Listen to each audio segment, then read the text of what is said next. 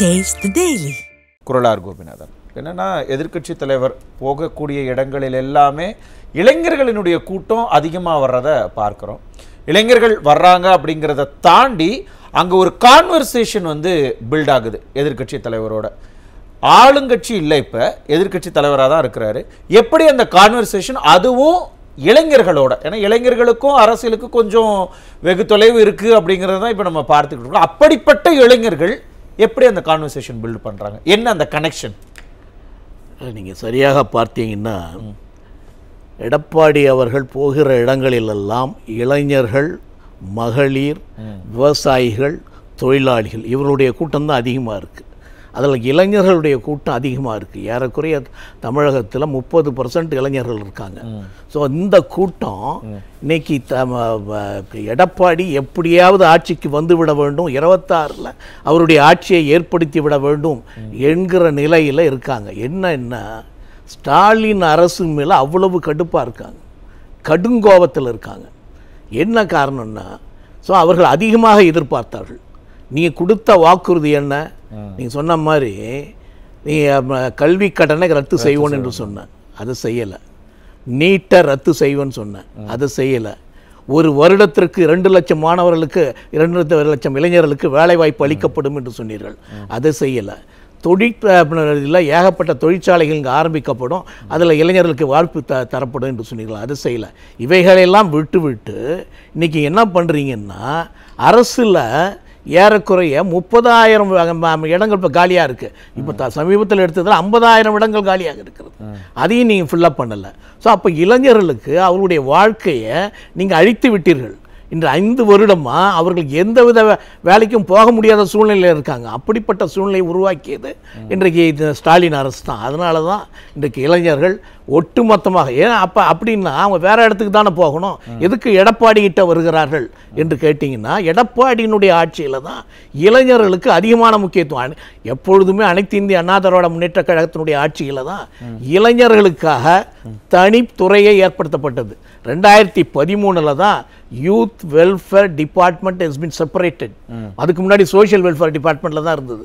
2013 தான் முதல்ல இளைஞர் நலத்துறை ஏற்படுத்தப்பட்டது.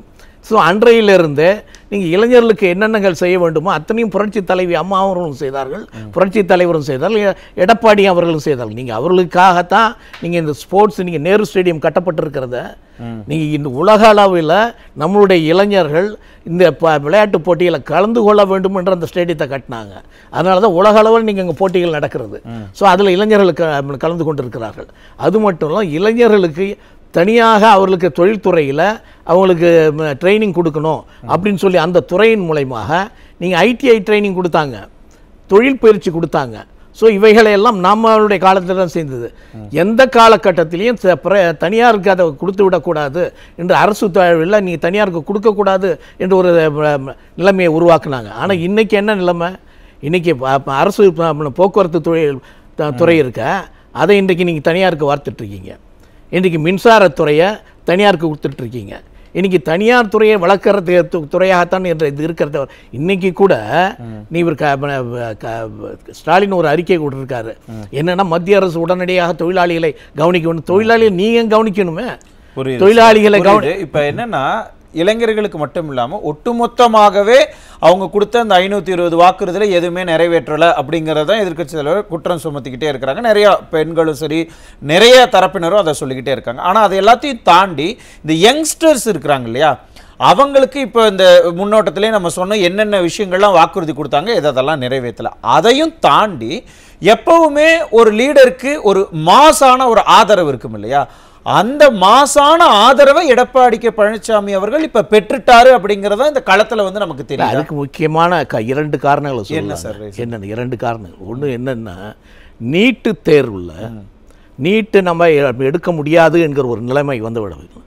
அதற்கான முயற்சிகள் நம்ம மேற்கொண்டிருந்தால் கூட நீட்டை உடனடியாக ஒழிக்க முடியாது என்ற உடனே எடப்பாடி அவர்கள் தான் இதுவரைக்கும் யாருமே கொண்டு வராத ஒரு திட்டத்தை கொண்டு வந்தார். அவருடைய சுய திட்டம் தான் அது. இந்த 7.5% அரசு பள்ளியிலே படிக்கிற ஏழை எளிய மாணவர்கள், கிராமத்து மாணவர்கள் மருத்துவ படிப்பை படிக்க வேண்டும் என்பதற்காக அதை ஒதுக்கி அதில் படிக்கிறவர்களுக்கு ஃபீஸு கூட கிடையாது, இன்னைக்கு அதுவும் கிடையாது, அதுவும் அவங்களுக்கு வசூல் பண்ணக்கூடாது என்று இன்றைக்கு ஏறக்குறைய 3000 ஏழை எளிய மாணவர்களை மருத்துவர்களாகிய பெருமை இன்னைக்கு எடப்பாடி. அதனால இளைஞர்கள் என்ன நினைப்பாங்க? ஸோ எடப்பாடி தான் நம்மளுடைய கஷ்டங்களை அவர் உணர்ந்திருக்கிறாரு, ஏழைகளுடைய கஷ்டங்களை உணர்ந்திருக்கிறாரு, இளைஞர்களுடைய கஷ்டங்களை உணர்ந்திருக்கிறாரு. அதனால தான் இந்த 7.5% கொண்டு வந்தார். இந்த திராவிட முன்னேற்ற கழக ஆட்சியில் அதை 10% ஆக்குறேன் என்று சொன்னாங்க, அதை கூட ஆக்கல அவங்க. ஸோ அப்போ இது இளைஞர்களுக்கான ஆட்சி வந்து அனைத்து இந்திய அண்ணா திராவிட முன்னேற்ற கழகம் தான், அதற்கான தலைவர் எடப்பாடி அவர்கள் தான் என்பது ஒன்று. இன்னொன்று வந்து நீங்கள் கொரோனா காலத்தில் மாணவர்கள் படிக்க முடியாத ஒரு நிலைமை, ஸோ அவங்க எங்கேயுமே போக முடியாத நிலைமை, ஸோ பள்ளியில் மூடப்பட்டு விட்டது. ஸோ பள்ளியில் ஆசிரியர்களோடு அவர்கள் நெருங்கி பழக முடியல, அவங்களுக்கு என்னென்ன பாடங்களை படிக்கணும், எப்படி தேர்வுக்கு செய்யணும்னு உடனடியாக தைரியமாக முதல்ல தமிழகத்தில் தான் 9, 10, 11 வகுப்புகளுக்கு அனைவருமே பாஸ், தேர்வு கிடையாது என்று அறிவித்தவர் எடப்பாடி. ஸோ அப்போ இளைஞர்களுடைய உணர்வுகளை அவர் உணர்ந்திருக்கிறார், அவருடைய கஷ்டங்களை அவர்கள் தெரிந்திருக்கிறார். ஸோ இளைஞர்களை எப்படி நம்ம பாதுகாக்க வேண்டும் என்பது தெரிந்திருக்கிறார். அது மட்டுமல்ல, நீங்கள் தொழில்துறையை எடுத்துக்கிட்டீங்கன்னா நீங்கள் புரட்சி தலைவி அம்மா காலத்தில் 2015 ஏறக்குறைய 96 ஒப்பந்தங்கள் போடப்பட்டது. ஸோ 2.5 லட்சம் முதலீடுகள் எல்லாம்.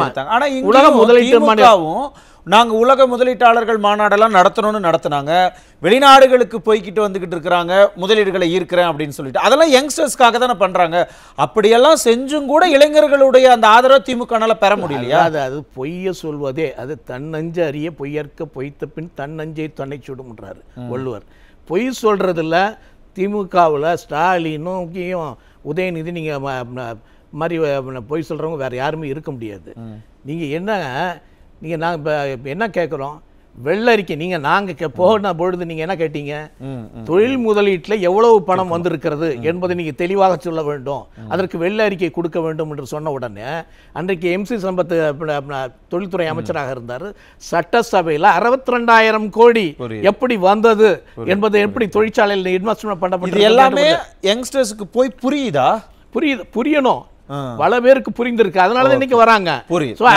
அது மட்டும் இல்ல, நான் ஒண்ணே என்னன்னா இவங்க சொல்றாங்க நாங்க வெள்ளை அறிக்கையை கேட்கிறோம், நீங்க வெளிநாட்டுக்கு போயிட்டு வந்தீங்க, உலக நாட்டில் நடத்தினு சொன்னீங்க, எவ்வளவு தொகை இங்க வந்திருக்கிறது, எத்தனை தொழிற்சாலை வந்திருக்கிறது, எத்தனை பேருக்கு நீங்க வேலை வாய்ப்பு, எவ்வளவு தொகை வந்திருக்கு அப்படின்னா அது திமுகவுக்கா இல்ல தமிழகத்துக்கா அப்படிங்கிற கேள்வி கூட எவ்வளவு தொகை நிச்சயமா அதுல 30% 40% வாங்க, அதை பத்தி கூட நீங்க விட்டுருங்க.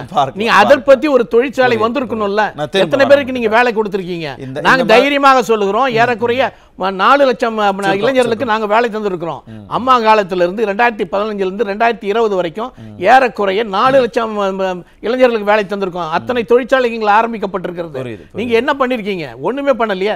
நீங்க ஏறக்குறைய ஒண்ணே என்ன சொல்றேன்னா, ஒண்ணே கொஞ்சம் சிந்தித்து பாருங்க, அது இதை விட கேவலமான ஒரு அரசு இருக்க முடியாது. அதாவது TNPSCல ஒரு எக்ஸாம் நடக்குது, அந்த எக்ஸாம் எழுதுறான், அவன் பாஸ் பண்றான், அவனுக்கு வேலை கிடைக்குது.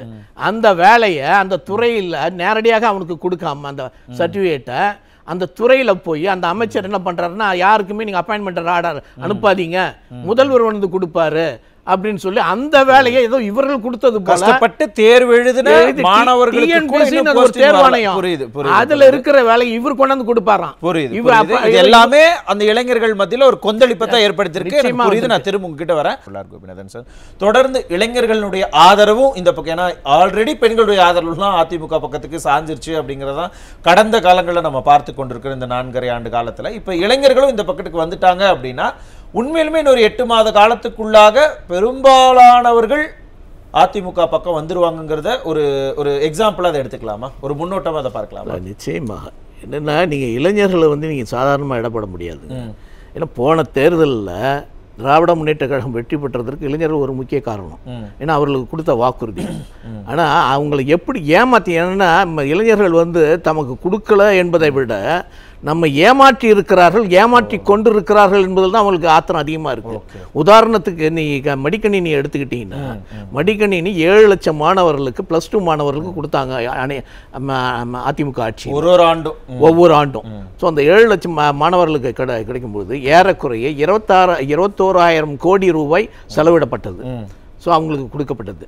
ஸோ இப்போ இவங்க என்ன பண்ணாங்கன்னா அதை நிறுத்திட்டு நீங்கள் புதுமை பெண் திட்டம் அப்படின்னு சொல்லி ஒன்று கொண்டு வந்தீங்க. ஸோ அதில் 1000 ரூபா கொடுக்குறீங்க. அது 1000 ரூபா எத்தனை பேர் இருக்குன்னா, பெண்களுக்கு 2.5 லட்சம் பேர் இருக்கு, ஆண்களுக்கு அரசு பள்ளியில் படித்தவங்க. ஆமாம் 2.5 லட்சம், இதுக்கு 1 லட்சம், அங்கே 7 லட்சம், இங்கே மொத்தமே 3.5 லட்சம் தான். ஏறக்குறைய 4 லட்சம் பேருக்கு தான் நீங்கள் கொடுக்குறீங்க. அது 1000 ரூபா கொடுக்குறீங்க. ஒரு வருஷத்துக்கு நீங்கள் செலவு பண்ணுற தொகை வந்து 5000 கோடி. ஸோ அவங்க 20,000 கோடி பண்ணாங்க, நீ 5000 கோடி செலவு பண்ணுற. ஏறக்குறை 15,000 கோடி மாணவர்களுக்கு போக வேண்டிய தொகையை ஏமாற்றி விட்டார்கள். நம்மளை ஏமாத்துறாங்க, நமக்கு ஏற்கனவே கொடுக்கப்பட்ட தொகையை இவங்க நிறுத்திட்டாங்க அப்படின்ற எண்ணம் அவங்களுக்கு வந்திருக்கு. அது மட்டும் இல்லை, அந்த 1000 ரூபாய் பெண்கள் இருக்காங்கல்ல, அந்த பெண்களுக்கு ஸ்காலர்ஷிப் கிடையாது. அவங்க ஏற்கனவே ஸ்காலர்ஷிப் வாங்கிட்டு இருந்தாங்க. நீ இதவே அதையும் ஏறக்குறைய அவங்களுக்கு அவங்களுடைய தேவைகள் அந்த பூர்த்தி ஏமாற்றப்பட்டதை உணர்ந்ததால தான் அவங்களுடைய ஆத்திரம் அதிகமாக இருக்கிறது. அதனால அவங்க எப்படியாவது திமுகவை வீழ்த்த வேண்டும், அதற்காக நாங்கள் எதற்கும் தயார் என்று சொல்கிறார்கள். அதே போல நீங்க தாவேக்காவுக்கு இளைஞர்கள்லாம் போயிட்டாங்க அப்படின்னு சொன்னா, இது எல்லா ஆய்வாளர்களும் தெளிவாக சொல்லிவிட்டார்கள். அதாவது ரசிகர்கள் கூட்டம் என்பது வேறு, தொண்டர்கள் கூட்டம் என்பது வேறு, நீங்க ஓட்டு போடுவர்கள் என்பது வேறு. சோ ரசிகர்கள் அதுதான் நீங்க உதாரணமா சொன்னீங்க.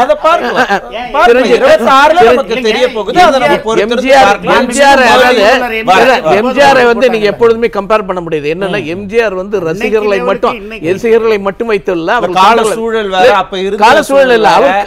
அவர் அரசியல்ல அவர் கட்சி ஆரம்பிக்கிறதுக்கு முன்னாடி ஏறக்குறைய 20 ஆண்டு காலம் கட்சியில இருக்கிறாரு. அந்த கட்சியிலேயே அவருக்கு தொண்டர்கள் உருவாக்கி விட்டாங்க. அவங்க ரசிகர்கள் மட்டும் இல்ல, அவர்கள் தொண்டர்களாகவும் இருக்கிறார்கள். அவர் வெளியே வந்த போது அந்த தொண்டர்கள் வருகிறார்கள், அதோட ரசிகர்களும் சேர்ந்துக்கிறாங்க. சோ இப்ப நீங்க வருகிற பொழுது உங்கள் தொண்டர்கள் மட்டும் இல்ல, வெறும் ரசிகர்கள் வெறும் தொண்டர்கள். பொறுத்திருந்து பார்க்கலாம். இதே உங்க இறுதி கருத்தை எடுத்துக்கிறேன்.